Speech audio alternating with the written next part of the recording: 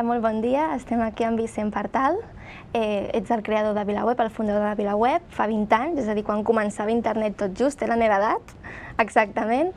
I a més has treballat a la UNO, a La Vanguardia, a moltíssims mitjans, com a corresponsal. Això t'ha servit per fer llibres de fora sobre temes internacionals i nacionals, i a part col·labores a VilaWeb, per suposat, és el teu mitjà, i altres mitjans com per exemple el Punt Avui. I avui l'entrevista d'avui volem parlar de periodisme i política, que són els teus grans eixos, els teus temes. Per tant, la primera pregunta que volem fer-te és una cosa que és d'actualitat d'avui mateix, de fa unes hores, perquè avui a Ràdio Flashback, al matí la mare que el va parir, un imitador de Carles Puigdemont ha trucat a la Moncloa. I llavors el Rajoy se li ha posat i han estat parlant i conversant. Què t'ha semblat això? A VilaWeb està penjat, per tant, ho has vist. Sí. Bon dia, Andrea. Bon dia. M'ha semblat per una vegada en la vida estic d'acord amb en Rajoy, això no és seriós, no? El que passa que el que a mi m'ha sorprès sobretot és que passar els filtres, no? A veure, el telèfon de la Generalitat el tenen. El telèfon, la forma de comunicar-se entre presidents no és despenjar el telèfon i trucar-se, no? Bastant més protocolari, no? I a mi m'ha sorprès que la gent de Ràdio Flashback aconseguís travessar el filtre i parlar amb Rajoy en persona, que a partir d'ahir té raó, que és poc seriós fer aquest tipus de coses, però el cas és que jo crec que qui ha fallat en tot cas està en Moncloa, que no ha... És tan simple com dir, president, ja el truquem nosaltres, i trucar al telèfon de la Generalitat. Des del punt de vista periodístic, com ho valores? Bé, és que això jo crec que no és periodisme, això és entreteniment, és una altra cosa, no? És una anècdota que té el seu interès en tot cas pel caos, no? Per com pots telefonar a la Moncloa i que se't posen, no? Que és una cosa, insistisc, per mi estranya, no? Crec que ha fallat tot el sistema de protocol de la Moncloa, ha fallat estrepitosament. En el teu cas, quan vols parlar amb algun polític, no truques directament a... Depèn, depèn. És a dir, ara funciona molt el WhatsApp. Bé, el WhatsApp i el Telegram. Per exemple, el dissabte, precisament, que el president Puigdemont va ser elegit, tots els polítics estaven molt nerviosos i tots la primera pregunta que feien era «Tens Telegram?» perquè corre aquesta fantasia que no és real, segons la qual el Telegram és més segur i que no te'l poden piratejar o que la policia no pot saber què estàs dient, no? I últimament em parlo molt per WhatsApp i per Telegram. D'alguns d'ells, doncs, tinc el telèfon privat, diguem-ho així, i podem parlar. D'altres, doncs, és més protocolari, és de trucar a premsa, passar a través del filtre de premsa, depèn de la relació que estableixes amb la gent a través dels anys. Aquesta relació que estableixes tu va ser molt important quan el pas al costat de Mas, perquè VilaWeb va ser el primer mitjà que va publicar això. Com va ser aquesta comunicació? Bé, la veritat, mira, va ser un telegram, precisament, un telegram cap a les 12, que deia «Estigues alerta», que és suficient per saber que estava... Vaja, ja sabíem sobre què havien d'estar alerta. Qui te'l va enviar, aquest telegram? No, això no es pot dir. Un telegram d'una persona, evidentment, del cercle íntim, no? I a partir d'ahir, doncs, vam estar fins a les 3 intentant confirmar-ho, perquè, clar, primer averiguar què passava, no? Perquè és veritat que el nom de Puigdemont havia circulat, però no era el nom que més sonava, no? Després vam haver d'averiguar què estava passant i quan vam averiguar què estava passant hi va haver un problema professional que era quan ho dius, no? Triar el moment en què ho dius és molt important també, no? Aleshores vam esperar rossegant-nos les ungles fins a les 3 aproximadament en el moment que vam saber que el president Mas tenia a les mans l'acord i que, per tant, això, diguem així, anava a missa, i en el moment que sabíem que el futur president Puigdemont estava entrant al Palau de la Generalitat, no? Perquè, clar, podíem haver dit la notícia i que diguéssim no, i que inclús, sent real, el fet de publicar-la l'hagués distorsionat, l'hagués fet que no passés, no? I per tant, jo crec que en periodisme aquesta és una de les coses més difícils, que és encertar el moment en què has de tirar la palanca avall, no? El moment en què has de dir ara es publica, no? Però va ser un matí espectacular, vull dir, dels més intensos dels últims anys políticament parlant i periodísticament parlant també.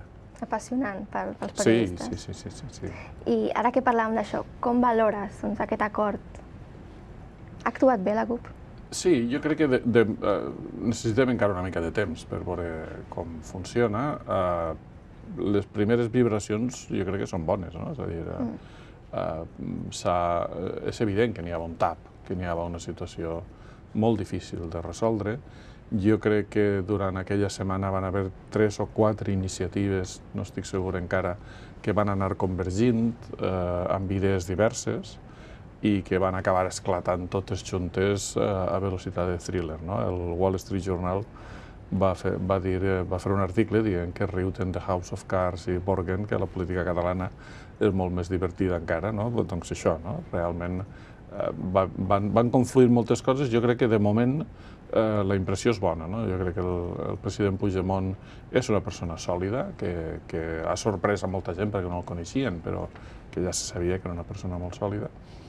I, en fi, caldrà veure si Junts pel Sí i la CUP són capaços d'aparcar una mica la tensió que han viscut durant aquests 3 mesos i si aquesta apertura que sembla que Puigdemont està intentant cap a altres forces polítiques acaba quallant en alguna cosa o no. Coneixies a Puigdemont perquè és periodista? Sí, el coneixia molt, perquè vam treballar junts als anys finals del 80, primers del 90, vam fer molta feina junts, sí, i després no he tingut tanta relació amb ell després quan ha sigut polític, però evidentment ens coneguem, sí, ens coneguem bé. Cau bé? Sí, jo crec que és una persona, sobretot una persona amb molt de criteri, molt dialogant, molt oberta, molt innovadora. Jo crec que això, en periodisme, recorda que ell era un directiu, diguem, del Punt, no? I discutíem molt ja en aquella època sobre nous models de periodisme, etc. Ell es va interessar molt per internet. De fet, va fundar l'ACN amb un criteri totalment internauta, no? Vull dir, n'hi havia... És un personatge que jo crec que donarà molt de sí, que sorprendrà molt favorablement. I aquestes subvencions que deien que ha rebut el Catalunya Today... Però això és ridícul. El tema...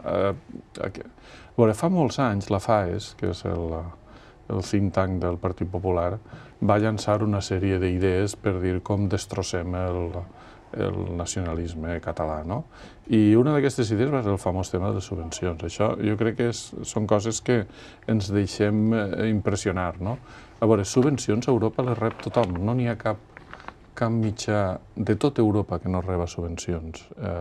Podem discutir si és normal o no, però vivim en un planeta i en un món on el poder públic ajuda no només a empreses periodístiques, sinó a tota mena d'empreses. I l'ajut a la premsa és un ajut que en tots els països d'Europa existeix. A Catalunya té una diferència, que és que són públiques, transparents, es publiquen, i que, a més, responen no al criteri del govern, sinó a l'impacte sobre l'audiència. És a dir, és de tots els territoris que jo conec en detall, el territori més transparent de tots. Les subvencions catalanes, comparades amb les subvencions de Madrid, són ridícules. Però què passa? Que a Madrid les oculten.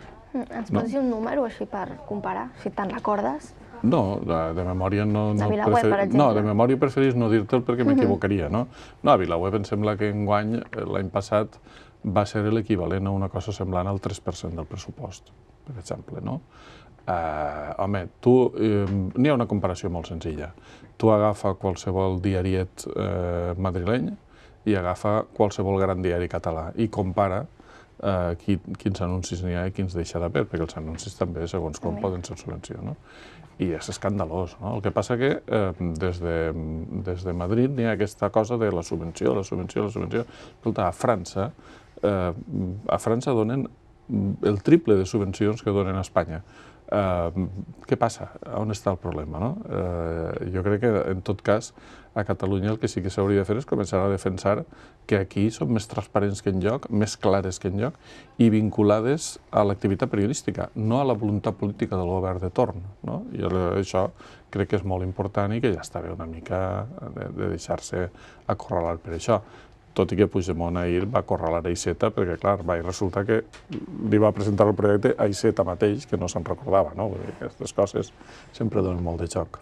Ara hem parlat de Puigdemont, et cau bé, políticament també aconseguirà, o sigui, perdó, digues. No, políticament no ho sé encara, és a dir, porto una setmana o 10 dies, no ho sé encara, no tinc al cap com ho farà.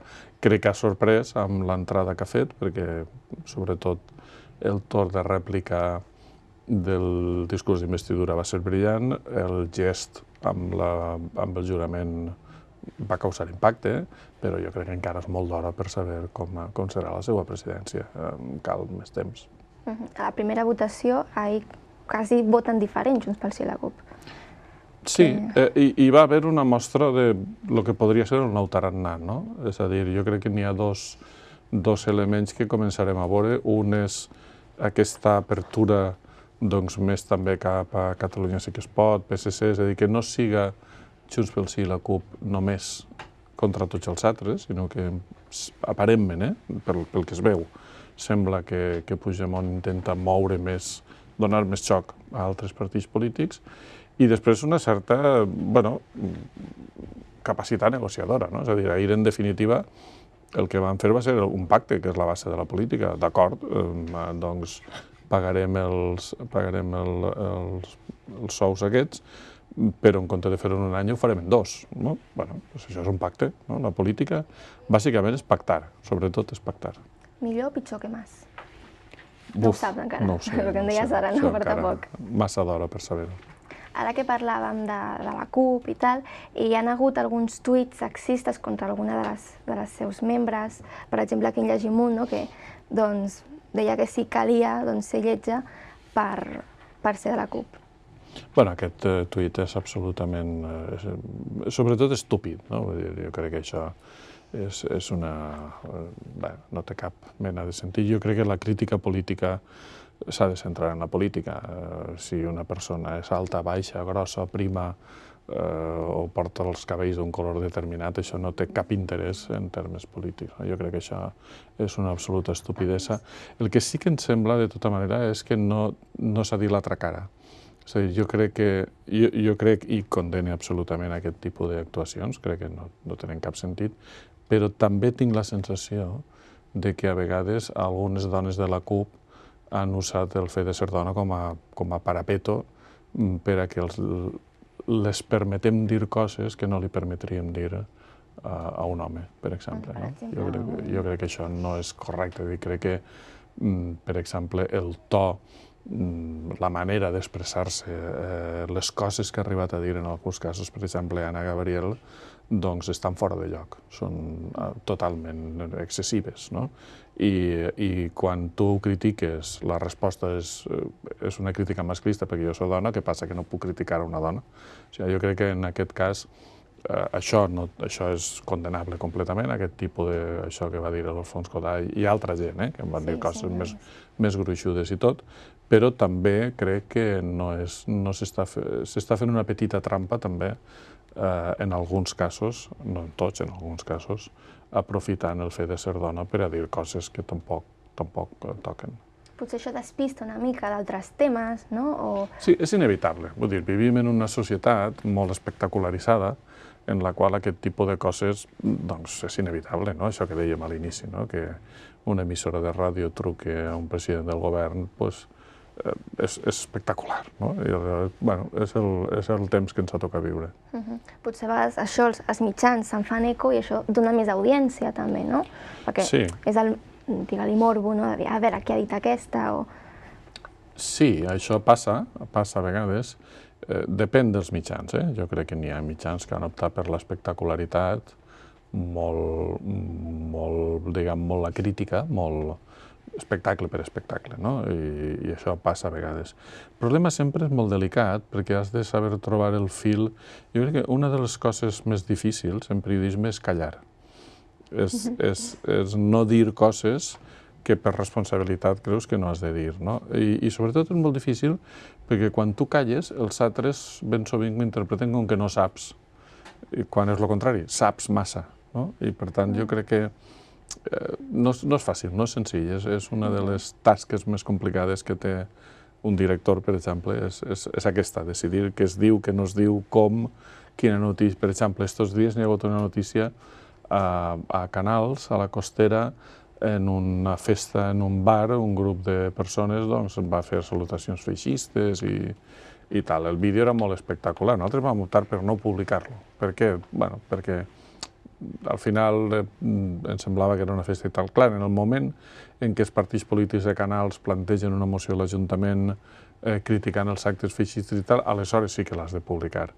Però tu publiques un vídeo que és espectacular, però el publiques en un context polític. El que importa és la política, al final, no? I per tant, si està justificat políticament, sí, si no està justificat políticament, no.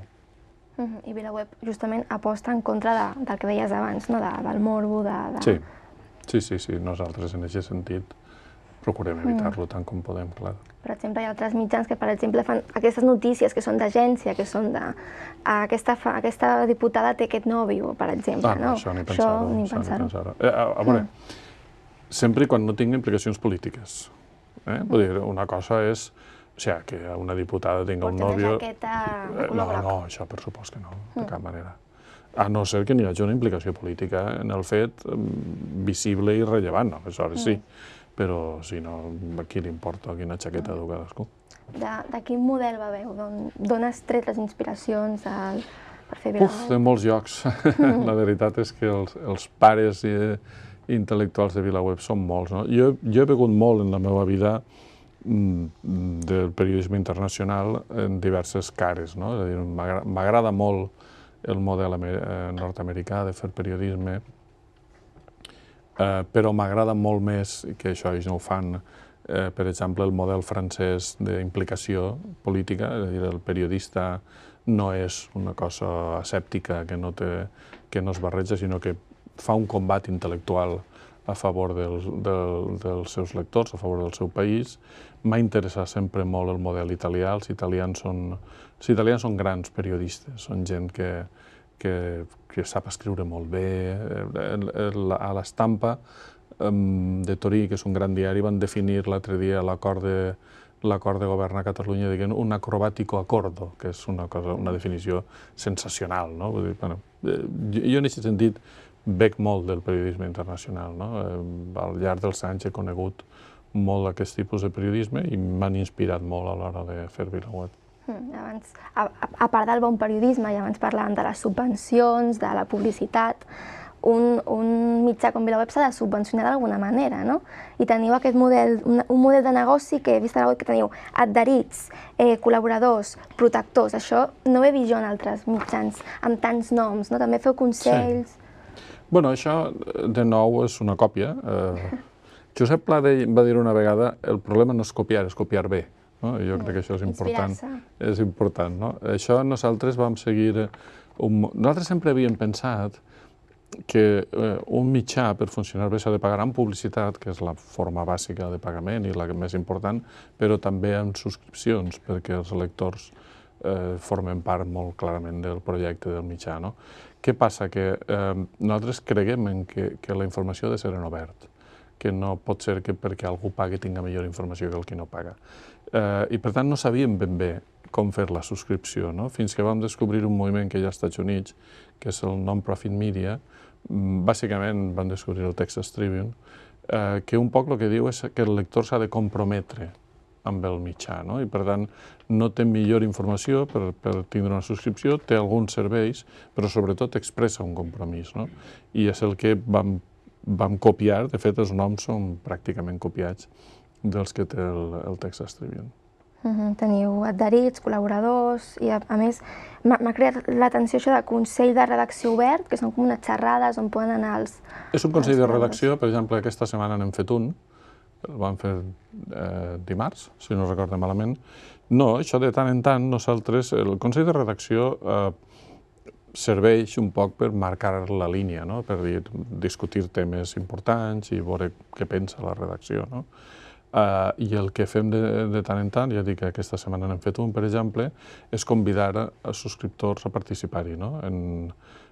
no podem convidar a tots els subscriptors, vull dir, venen 20, diguem, els 20 que s'apunten primer, per dir-ho d'alguna forma, i ho retransmetem en vídeo per tots els altres que poden mirar-ho, i una mica fem la mateixa feina, és a dir, analitzar bàsicament sobre l'actualitat, en quines coses no ho hem fet bé, en quines coses hauríem de fer-ho millor, quines coses pensem que en el futur immediat seran importants i, per tant, com hauríem de cobrir-les. I el que fem és obrir una mica la redacció. Per mi aquesta és sempre una obsessió, que la redacció estigui oberta, que no aquesta cosa que passa en aquest país de que vas a un diari i has de passar un detector de metalls i un guàrdia, això no ho he vist enlloc del món. A web pot entrar tothom, qui vulgui? Sí. La porta sempre està oberta. No, la porta sempre està oberta, és una obsessió. És una obsessió, és que, clar, si el periodisme no deixa entrar a la gent, aleshores, què estem fent, no? Per què treballem? Però a la web crec que només poden comentar els usuaris que paguin o que estiguin registrats? No. A veure, sí i no. Nosaltres estem en contra dels comentaris dels lectors. Per què? Perquè pensem que no aporten res al periodisme. Pensem que, tal com estan plantejats, un comentari que tu entres, dius una cosa sense més i te'n vas i es publica, això normalment acaba sent només una forma de vomitar. Al llarg dels anys hem anat provant models. Un model que funciona molt bé és, per exemple, en els editorials, el que fem és enviar als subscriptors hores abans l'editorial perquè ells el puguin llegir, el puguin comentar i aleshores jo en persona, com a director, assumís la tasca de llegir-me tots els comentaris, triar els bons, posar-los, és un model diferent. I això funciona molt bé. I quants comentaris et pots llegir al dia? No, al dia no, a la nit, perquè això és de matinada. No, poden arribar-ne 30, 40, depèn del dia. Te'ls has de llegir, pots comentar-los amb els lectors, etc. I ara el que hem fet és un pas més, que és a dir, els subscriptors han generat una comunitat molt potent. Es troben, cada any es fa una assemblea de subscriptors, participen en actes i ha passat una cosa inevitable, que és que han acabat coneixent-se entre ells. I s'ha generat una comunitat molt interessant. Aleshores, el debat sobre els comentaris, el que hem fet és que els subscriptors poden comentar les notícies, però aquests comentaris només els poden llegir els subscriptors. Però no perquè siguin els que paguen o deixen de pagar, sinó perquè són una comunitat real. I com que són una comunitat real, el que fan és interessant per ells. No es dediquen a dir caca pipi, que és el que sol passar quan tu entres en un diari que posa comentaris arreu. No sé si te'n recordes, tu fas moltes xerrades i vas fer-ne una aquí a la UPF al primer de carrera quan començava. Sí, la xerrada inaugural, no? I jo estava allà a l'última fila i me'n recordo, precisament, i mira, anys després aquí estem, no? Vull dir que 3 anys han passat. I tu parlaves del periodisme i de com estava.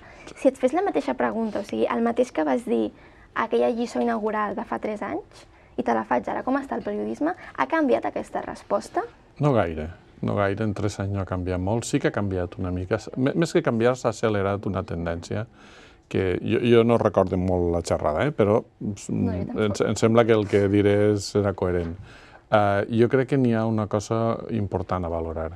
Nosaltres estem vivint el millor moment de la història pel periodisme, però estem vivint el pitjor moment de la història per les empreses periodístiques. I, per tant, la gent com vosaltres, a mi sempre m'agrada dir que sou gent que teniu molta sort, perquè vosaltres no treballareu mai en un gran mitjà tradicional, perquè els grans mitjans tradicionals cada vegada ho passaran pitjor, però en canvi teniu grans oportunitats d'inventar models periodístics, d'inventar coses, com es fa periodisme en el telèfon mòbil, com es fa periodisme amb el rellotge, com es fa periodisme a través del Snapchat, com es fa periodisme.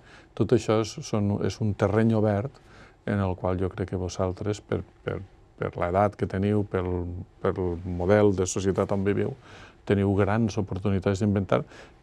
El que passa és que heu d'oblidar la idea treballar en un mitjà tradicional, perquè això és que els mitjans tradicionals cada vegada estaran pitjor. Doncs Vicent, ens queda un any i mig de carrera, seguirem pensant en noves maneres de desenvolupar el periodisme i moltes gràcies per haver vingut avui i parlar-nos sobre el periodisme, sobre política i sobre moltes altres coses. Moltes gràcies a vosaltres.